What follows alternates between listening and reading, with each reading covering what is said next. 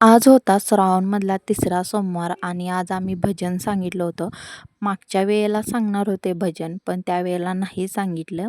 श्रावण महिन्यामध्ये ना भजन सांगितलेलं चांगलं असतं आणि खास करून हे पिल्लूसाठी सांगितलं होतं, कारण का पिल्लूला भजनाची खूप आवड आहे. संध्याकाळचे 7ला भजन सांगितलं होतं आणि भजनाला सुरुवात झाली होती.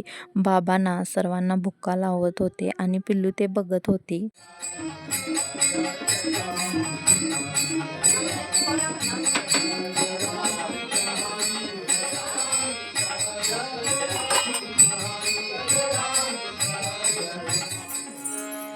चला म्हटलं ह्यांचं आपलं सुरू राहणार आहे भजन, तोपर्यंत आपण चहा बनवून घेऊ. चहा वगैरे बनवून घेतला पटकन आणि स्पेशल चहा बनवला होता एकदम दुधाचा आणि त्यानंतर सगळ्यांना चहा वगैरे दिला. चहा वगैरे घेऊन झाल्यानंतर परत एकदा भजनाला सुरुवात झाली.